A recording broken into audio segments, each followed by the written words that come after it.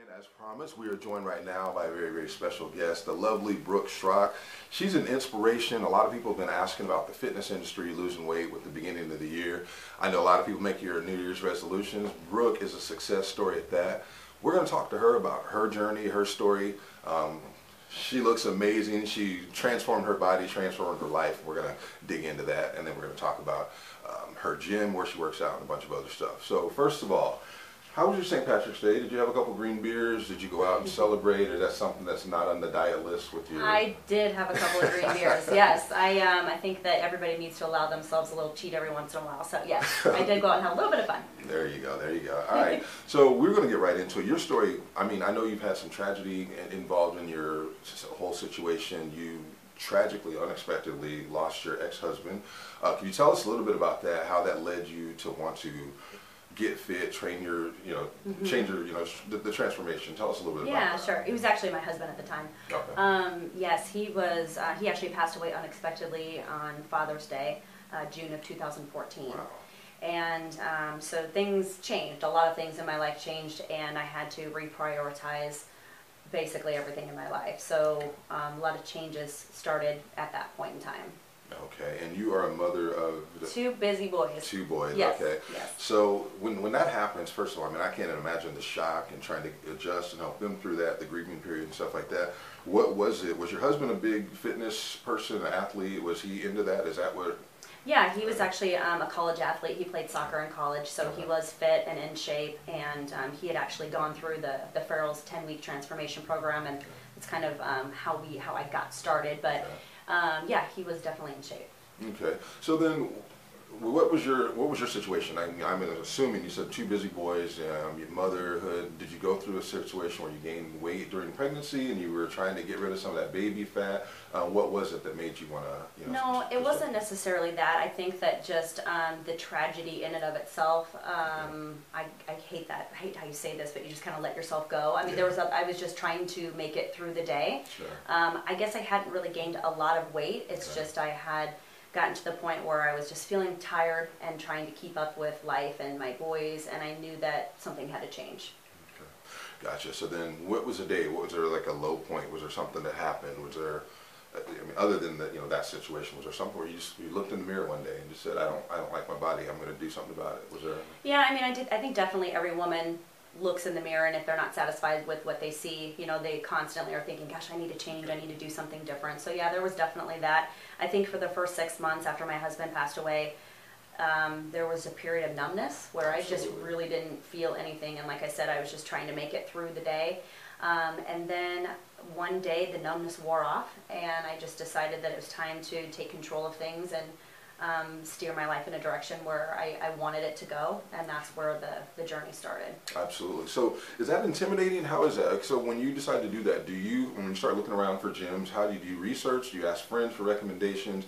Because for me, I mean, what I have a lot of people ask about, and they say that they're intimidated. If you haven't worked out for years and years and years, do you do like a buddy system? Do you recommend something like that? Did you find someone to work out with? How did that work for you? Yeah, I mean, I think it can be intimidating, especially for a woman, and if you feel like you're out of shape, you don't look the way that you want to look. And so it is intimidating to just walk into a gym, especially if it's a traditional gym where there's weight machines and stuff like that. I see a lot of people that do that, and basically they just jump on the treadmill because that's the easiest piece of equipment to use. So for me specifically, what really kickstarted this whole thing was the group workout, where the accountability and the group atmosphere, you have the support and everything that you need. That for me is really what started everything. Gotcha, gotcha. Now, how do you balance the time? I mean, I know that you would take raising kids, they've got school and sports practices and things like that. How do you juggle all that and prioritize everything? You have a crazy schedule, planner? Well, it is a crazy schedule. Both my boys play hockey. My oldest plays on the rec league and traveling team, so we travel for that. And so, yeah, life is busy. I mean, everybody's busy, but I guess I kind of look at fitness as an appointment that I have with myself, and it's just not an appointment that I'm going to cancel. So even I usually work out, I drop my kids off at school, I'm a stay-at-home mom, so it does work out easy with my schedule because I have the flexibility to go to the gym when they're not with me. But things like spring break and summer vacation and things like that, I mean, I have to get creative with my schedule. Either I'm going early in the morning before they wake up and my oldest is young enough to stay home for a little bit, or I drop them off at the skate rink and I go work out for a couple hours, or a friend watches them. I mean, it's something that I've made. It's important. It's important to me, and it's a way of life, and so I always just get it in somehow. No doubt, no doubt. That's very cool. So what do you, like, as far as, I know there's a balance. It's not just the getting in the gym. You have to change your eating habits, your diet. What were some of the foods that you had to say, gotta go, can't do it anymore? I know there's a whole bunch of them. There's a whole bunch of them. What were some of the ones that were the most painful ones for you to give up? We'll put it that way. I was a big wine drinker. Yeah. My late husband was a wine rep, so he would bring home lots of different types of wine, and we would try them and stuff like that. So wine is one thing that I gave up. But not completely. I mean, there's things like pizza and donuts. Like, I'm a huge donut addict. Pizza and donuts and chocolate and cake and stuff like that. I have a sweet tooth. But, I mean, yes, you give them up. But for me, it wasn't giving them up completely, because I know that I want to be able to balance that in my life. I want to be able to still, eat the foods that I enjoy. But 90% of the time, I'm eating things like, lean, chicken or fish, or ground turkey, things like that, and then healthy carbs like sweet potatoes, brown rice, quinoa, and then good fats and stuff like that. So it's all about balance. No doubt. So do you have that? Do your boys eat the same kind of stuff you do, or is there two different menus in the household? Normally they eat the same type of thing that I do. If I make chicken with a spicy sauce or something, I don't put that sauce on it for them. But yeah, they'll eat chicken and rice and vegetables. I mean, not all the time, they're kids. But yeah, I mean, for the most part, I will tweak their meals a little bit, but I'm not cooking two separate menus. I don't have time to do that. Absolutely. So tell us about the time when you said, oh my God, like when you looked in the mirror after you got started in the program and you looked in there and you were starting to see the results. Tell us about that. Tell us how that fueled you to want to keep going. Just take us through that first moment when you looked and said, damn, I look good. Yeah. Well, I think it was other people that actually noticed it before I did. I mean, I think we're our biggest critics on ourselves. And so it was other people that started to go, wow, you look really good, or what are you doing? Yeah. And that's kind of what fueled my fire. My late husband had actually done the 10-week program about a year prior to when he passed away. Okay. So that was a huge motivation. That was my why. That's why I did it in honor of him. Not thinking that I was going to continue on, hoping and wishing. I guess I just didn't know what to expect. I was just trying to get active and do something. So yeah, I mean, that's kind of where it started. So when you go through that whole process and you start to do it, are there days off? Do you take downtime? Like, I know a lot of people slack off in the winter. Are you 7 days a week? Do you give your body like a day off to recuperate, or is it full go pretty much? Yeah, it's 6 days a week. I think I take 1 day off a week, which I think everybody should, because it is important to rest your body. But yeah, 6 days a week, I'm usually doing something. Okay. So another question I'm going to ask you, like, if you're going to recommend this program or just getting fit to any woman, what's the main advice? I mean, I know a lot of people, they want to do it for vanity reasons and they want to look good for other people, but what's your advice? Like, what you tell them, if you're not dedicated, if you're, what would you say if someone's looking to completely change their body and their lifestyle? I would definitely say that it's a transformation. It's a lifestyle. It's a journey. It's not a quick 90-day fix. It's not a pill that you pop. It's not a procedure that you have. It is literally a 1 day at a time journey. And for me, it's at times been 2 steps forward and 1 step back. It's been a lot of reevaluating and readjusting where I'm at and where I want to go. I've hit several plateaus throughout this process where I've had to change things up and start tricking my body and changing nutritional stuff, and speaking with experts that know things that I don't know that have helped me along the way. So it's just a 1 day at a time. You have to look at it as a journey. Gotcha. It's just a couple more questions. We'll finish up here. We'll get Jim in here.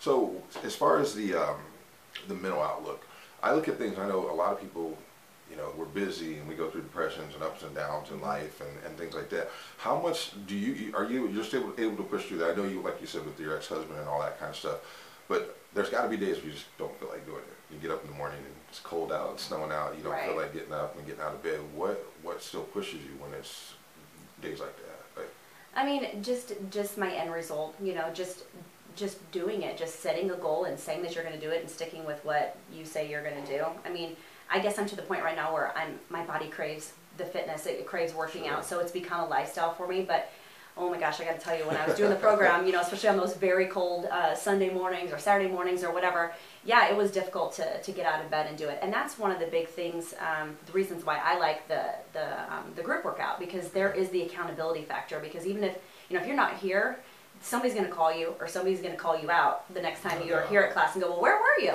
So that was key for me. Being able to be in the group atmosphere and gain that discipline is what's allowed me to really just pop out of the bed and go in the morning without even thinking about it. Gotcha. So when you travel and do things like that, and you mentioned your boys, you know, when you're going and doing that, do you find gyms to work out at when you're out of town? And, you know, if you're on vacation in the summer, you still stay dedicated, make sure you get that workout in? Yeah, absolutely. Actually, last year my son played in Colorado for a week, and they have a Farrell's Body Extreme in Colorado. Oh, cool. And so I was able to hook up with them and take a couple of their classes, or actually got like a day pass to the YMCA down the street from the hotel because the hotel gym didn't really have weights.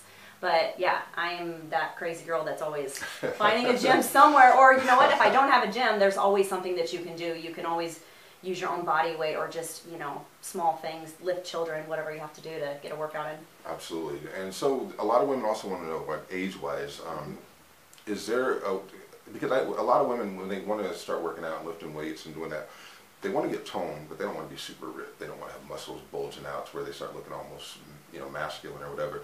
Is there a fine line for, not necessarily you, but just in general, where someone can say, there's a limit, I don't want to get too buffed or whatever? Is that something that you guys take into consideration? Or? You know, I don't think that women can get really bulky unless you're taking supplements to get bulky. I don't know. I'm not a personal trainer, so I don't know.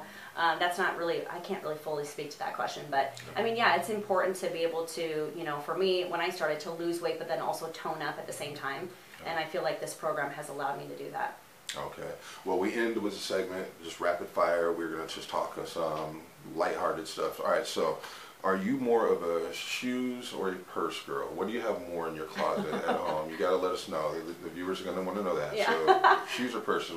Definitely shoes. Lots of Nikes. Gym shoes for sure. All right. So what is your favorite music to work out to? When you're getting really motivated and pumped up, what do you like to hear? I just put on the nastiest, dirtiest rap music that I can find, and I just get down to that. Okay, all right. So, in the morning, are you a coffee person? Do you coffee, Red Bull, anything like that to get your day going? Not really. I do my workout in the morning, so I do take a pre-workout. Okay. So I guess that is my coffee, so to speak. That's my little caffeine boost to get going in the morning. Okay.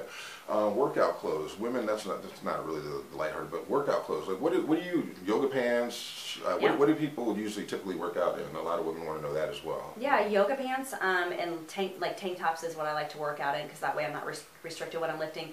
I have found that Old Navy has the best yoga pants. Okay. So you guys remember that? Old Navy has great workout clothes, and they're not very expensive. Gotcha. And if you are not working out, no boys, got a free night, what are you doing to relax, chill, just unwind? Yeah, I love to go out with my girlfriends. I have a great group of friends that we go out, we dance, we drink wine. That's like on the cheat menu. Gosh, I mean, I love to garden. I like to do crafty kind of stuff. I'm pretty busy though. Usually I'm at the skate rink with my boys, but I do make time for myself. Do you skate at all? No. You don't do that? No. All right. So you got to let us know how they can find you, your social media. If you want to let them know, I know you're very, very popular and you got a lot of friends and fans and followers and all that kind of stuff. You don't have to do that, but if you want to. Yeah, my Instagram page is Wino Fit Girl, and my Facebook, or that's Instagram, is Wino Fit Girl, and then Facebook is just first name, last name, Brooke Schrock. Sounds good. Well, I really enjoyed the conversation. You're an inspiration. I know there's a lot of people that are, have had your struggle and they go through this with the weight and they're trying to get that off and trying to get fit, and it's a struggle for a lot of women. Yeah. I hear stories about it every single day. So for you to overcome what you overcame and then to get to the point where you're at, a lot of props and congratulations on that. So thank you. Anyway, so you guys we're going to take a quick break, and we're going to get the owner of the gym in here. We're going to talk to him about a couple more things, and we'll wrap it up. And we are back with another segment. We are going to talk to the man. This is the man with all the answers. First of all, we want to get your background. I want to know what got you into the fitness industry, what got you into this business particularly. Just tell us a little bit about you. Sounds good. Well, I started 10 years ago. I was an overweight computer geek.